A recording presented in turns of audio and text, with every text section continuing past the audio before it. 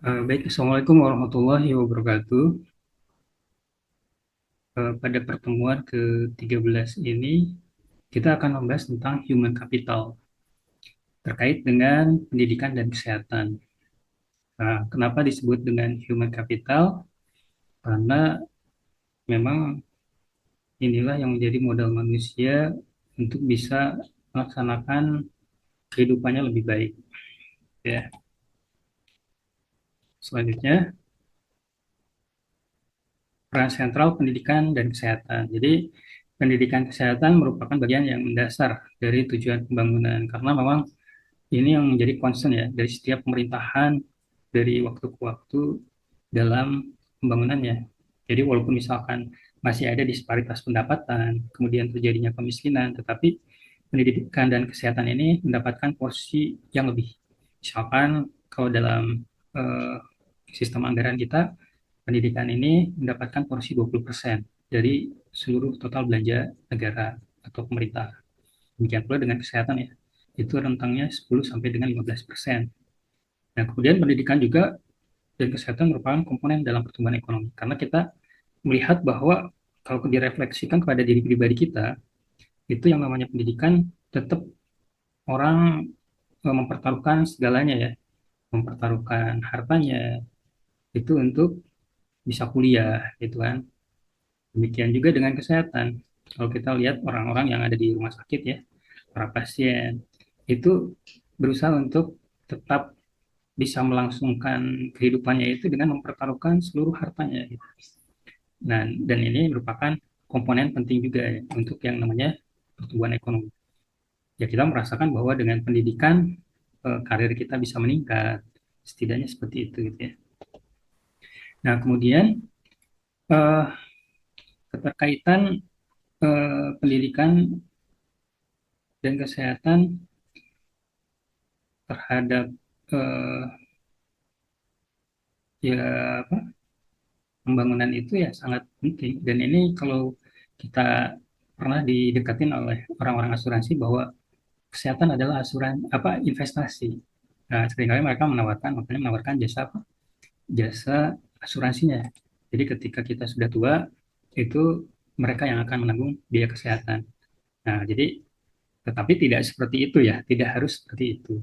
Karena ya ketika kita berpikir bahwa kita sepakat bahwa pendidikan dan kesehatan itu adalah investasi, maka kita harus mengoptimalkan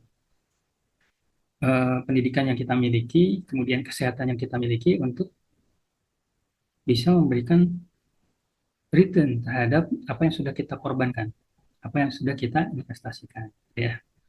Nah, jadi eh, kita tidak bisa produktif ketika kesehatan kita sedang menurun, sedang sakit, misalkan kita nggak bisa optimal untuk melaksanakan aktivitas kehidupan kita, apalagi untuk bekerja, gitu ya.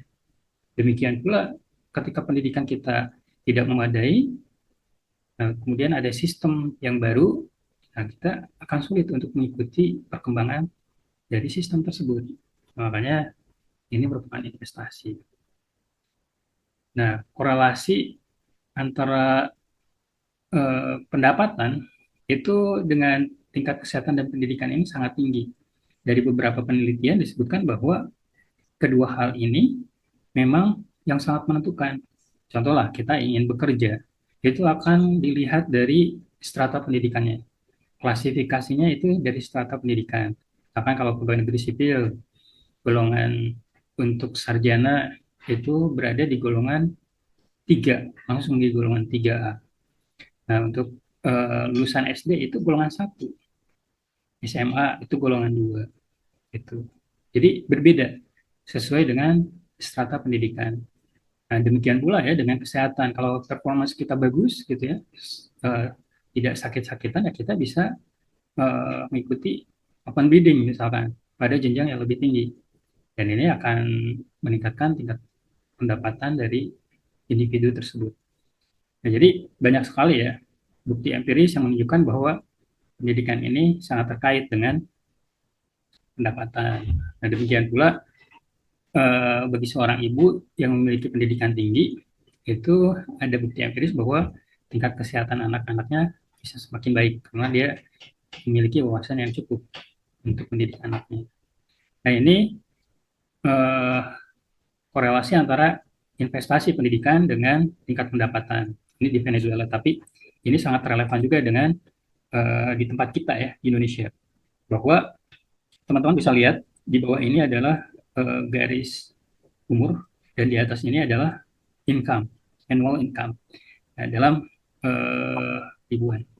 Nah, di sini bisa dilihat bahwa ketika seorang no education, ini garisnya putus-putus yang paling bawah, ini dia dari umur 10 tahun sudah mulai bekerja dan sudah mulai menghasilkan. Tapi trennya landai.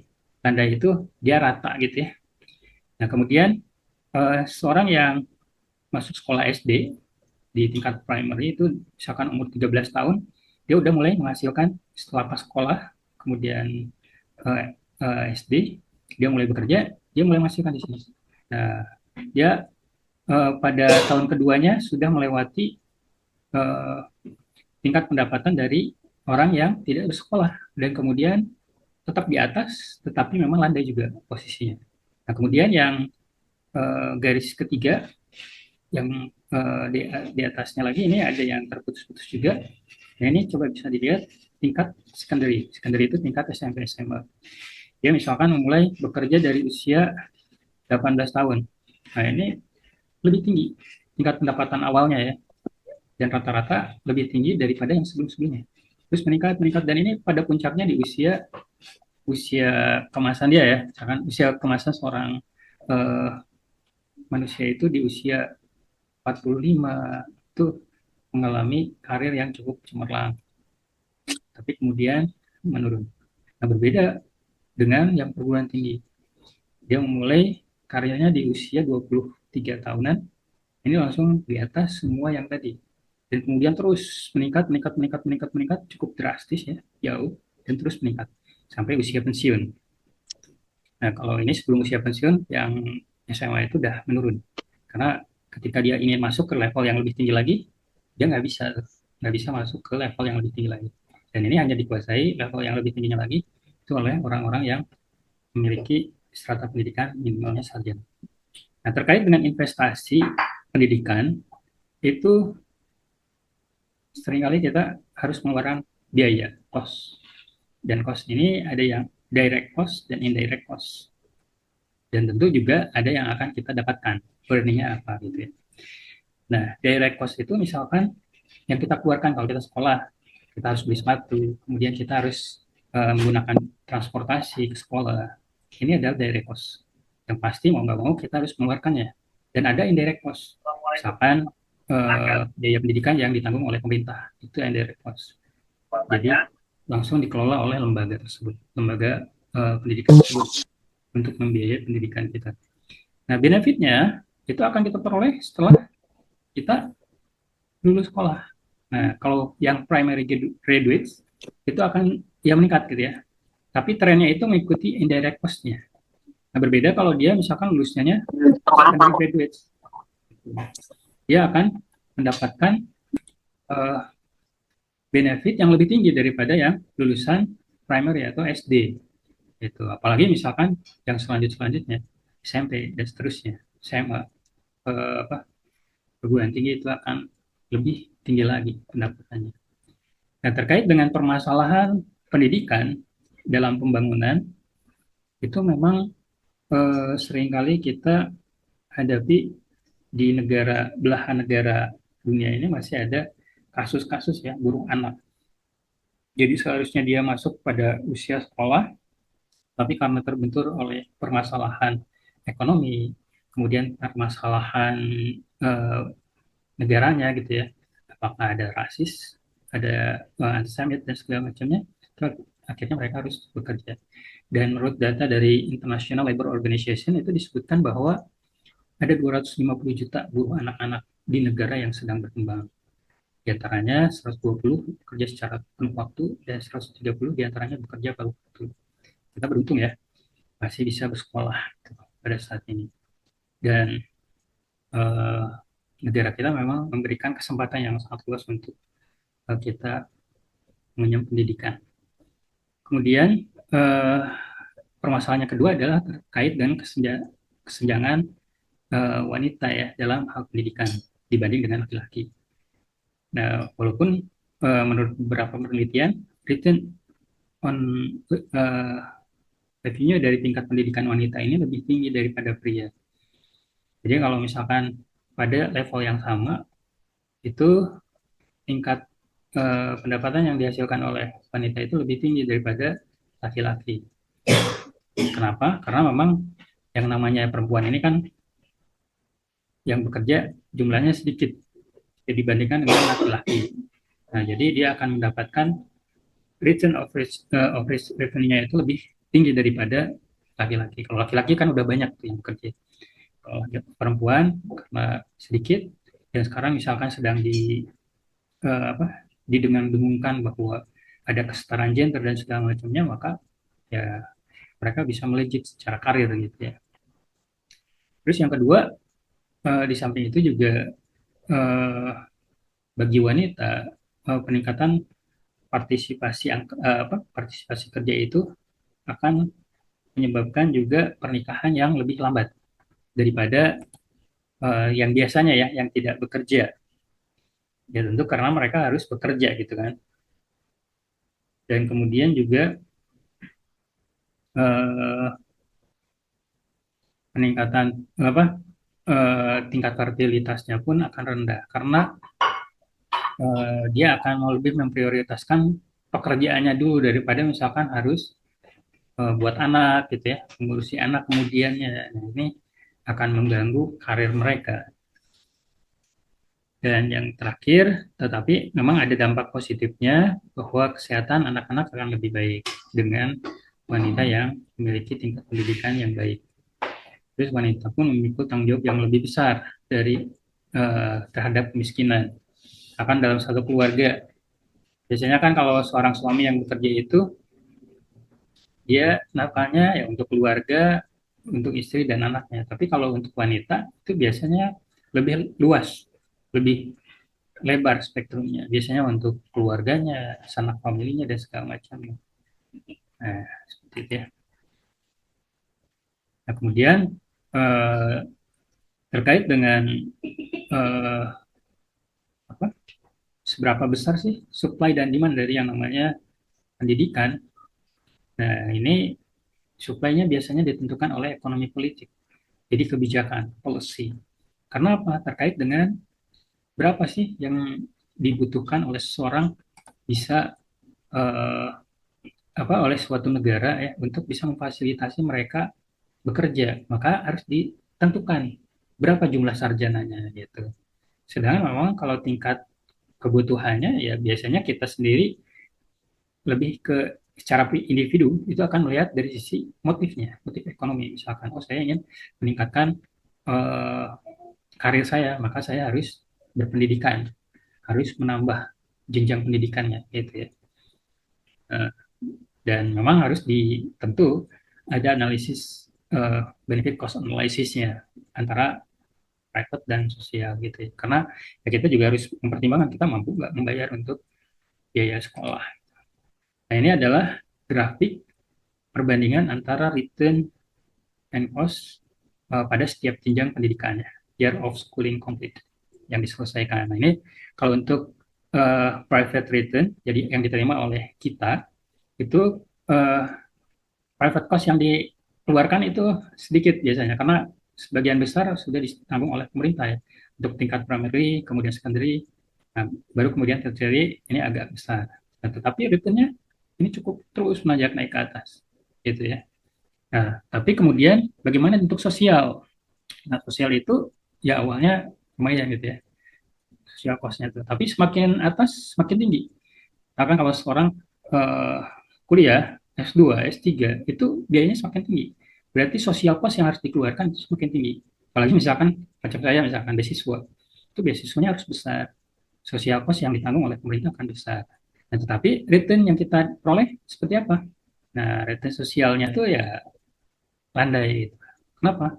Karena ya saya mungkin hanya bisa berkontribusi ngajar seperti ini. Ini return yang bisa diperoleh oleh masyarakat atau sosial gitu di lingkungan kita yang nggak terlalu banyak-banyak juga gitu.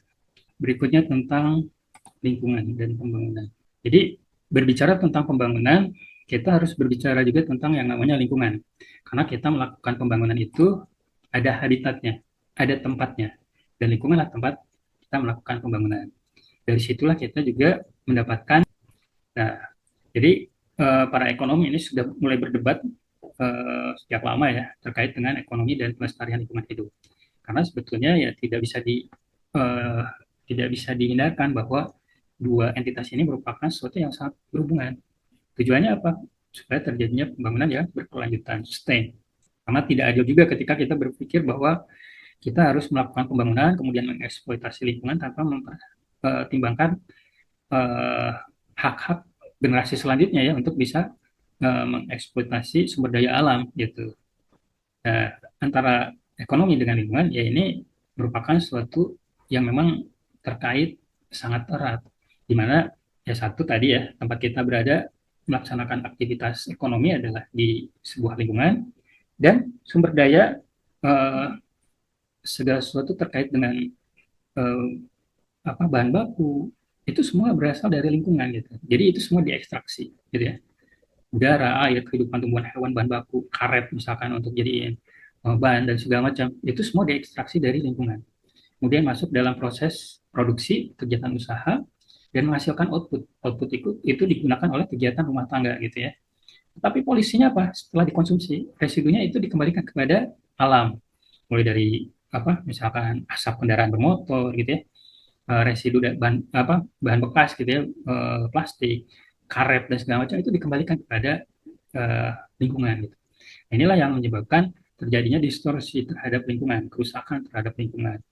Jadi pembangunan itu tidak selalu menghasilkan eksternalitas positif ya untuk pendapatan bagi keluarga rumah tangga gitu ya, bagi usaha, entitas usaha, tetapi juga ada eksternalitas negatif, yaitu apa? Ketika dia mengekstraksi, melakukan proses produksi, itu dieksploitasi sumber daya alam. Kemudian limbahnya pun dikembalikan kepada, setelah rusak, kembalikan pula limbahnya kepada lingkungan. Nah ini yang harus menjadi pemikiran bahwa lingkungan harus menjadi perhatian dalam hal ini. Nah, bagaimana agar pemanfaatan sumber daya alam ini bisa tetap berkelanjutan? Jadi tidak hanya habis gitu ya untuk generasi kita. Gitu. Yang pertama adalah ya kita harus memanfaatkan cadangan sumber daya alam tidak melebihi laju pertumbuhannya. Jadi kita harus senantiasa kalau ya kita misalkan eksplorasi minyak bumi itu kan suka berbicara berapa liftingnya, berapa yang bisa dieksploitasi. Itu tidak bisa misalkan secara sporadis gitu langsung dihabisin. Nanti krisis yang akan terjadi. Karena apa? Ketika kita masih menggunakan sumber daya alam tersebut untuk melaksanakan proses ekonomi, ketika habis ya pasti akan terjadi krisis gitu.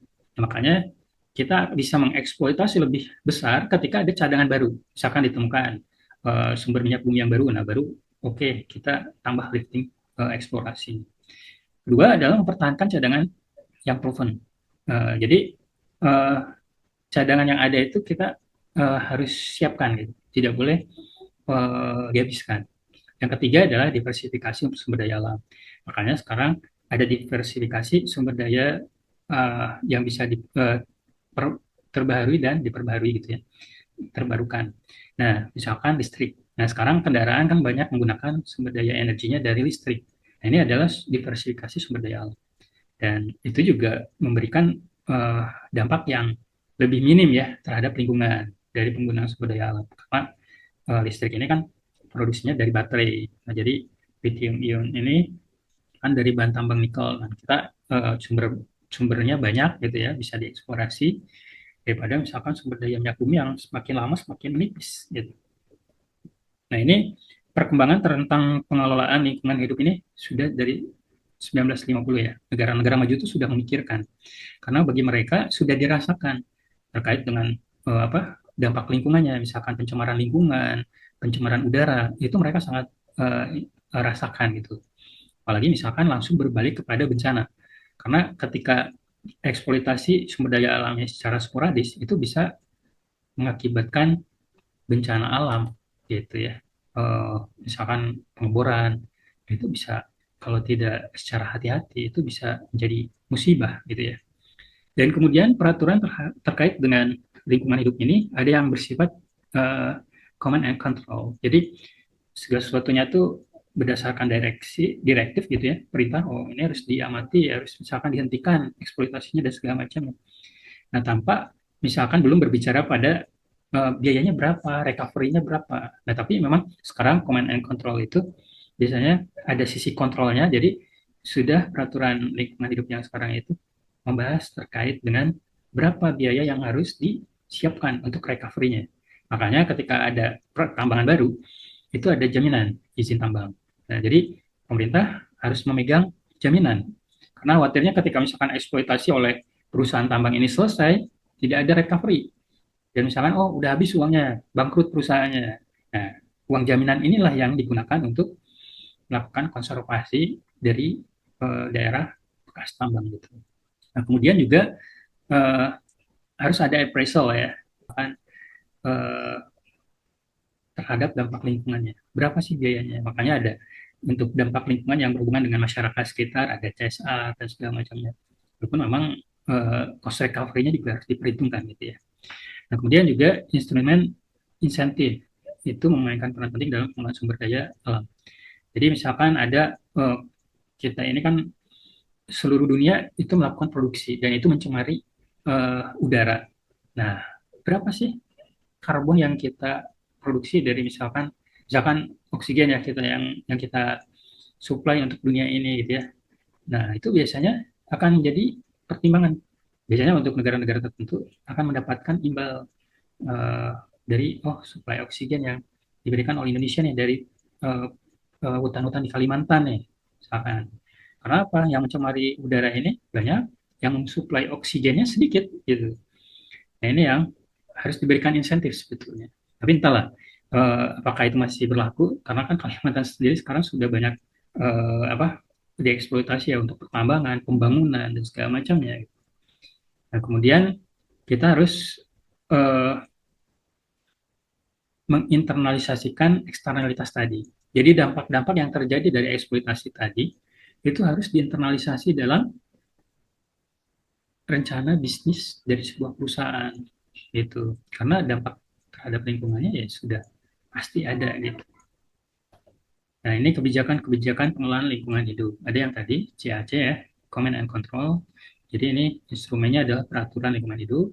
Terus adanya subsidi pemerintah yang memang diambil dari tadi ya, misalkan eh, subsidi pemerintah kepada masyarakat, subsidi pemerintah terhadap yang terkena dampak, tapi diambil juga dari perusahaan, biaya perusahaan. Nah, kemudian juga ada sistem partnership dalam pengelolaan lingkungan hidup ini. Jadi ada kesepakatan, kerjasama gitu ya.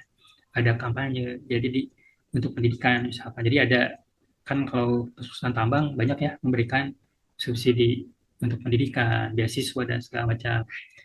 Dan perketat juga tanggung jawab lingkungan. Ini penting ya. Jadi kita dengan pemerintah ini, dengan stakeholder pertama harus menjadi partner. Dan yang ketiga adalah ada market base. Jadi instrumennya apa? Ada pajak lingkungan. Jadi berapa pencemaran yang ditimbulkan dari misalkan pencemaran yang dilakukan gitu ya, polusi udara atau polusi air gitu ya. Nah, itu akan dihitung. Maka dia harus membayar pajak senilai pencemarannya tersebut. Berapa meter kubik limbah yang disebar misalkan. Nah, ini harus harus dibebankan dengan pajak.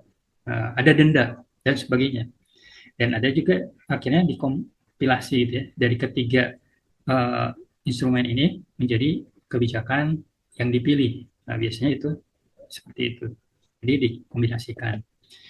Nah, jadi pemilihan uh, kebijakan tersebut ada yang lebih menonjolkan pada penentuan harga sumber daya secara memadai. Terus bagaimana partisipasi masyarakat ini juga bahan-bahan pertimbangan ya. Pengaturan kepemilikan atas setiap sumber daya secara lebih jelas. Jadi kepemilikan kan kalau kita masih bahwa bumi, air, dan kekayaan di alam di dalamnya dikuasai oleh negara, tapi dipergunakan untuk sebesar-besarnya kemakmuran rakyat. Nah, ini jadi diberikan konsesi mengelolanya, tetapi ada kerjasamanya gitu.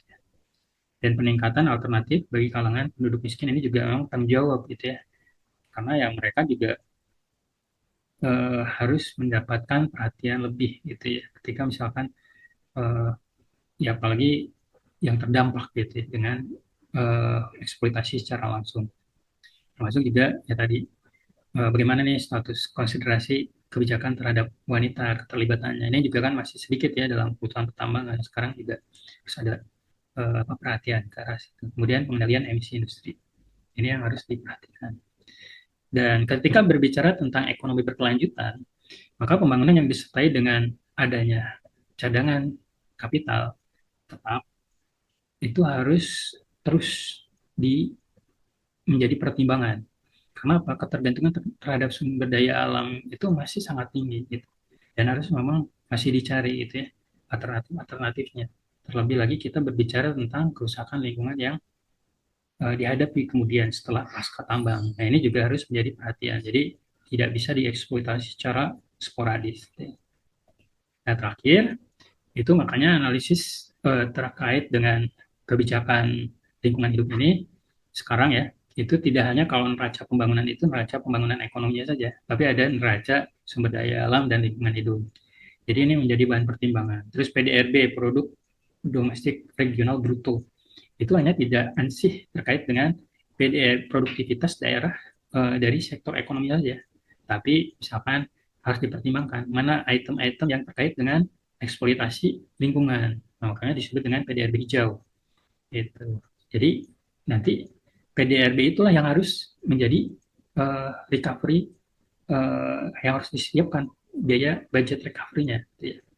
Dan terakhir adalah biaya dan manfaat dari sumber daya alam dan lingkungan hidup terhadap dalam perencanaan proyek pembangunan. Jadi kita juga tidak bisa ya melakukan suatu rencana eksplorasi tanpa menghitung cost and benefit analysis-nya. Jadi harus dihitung berapa sih yang akan kita dapatkan dibanding dengan misalkan biaya recovery-nya.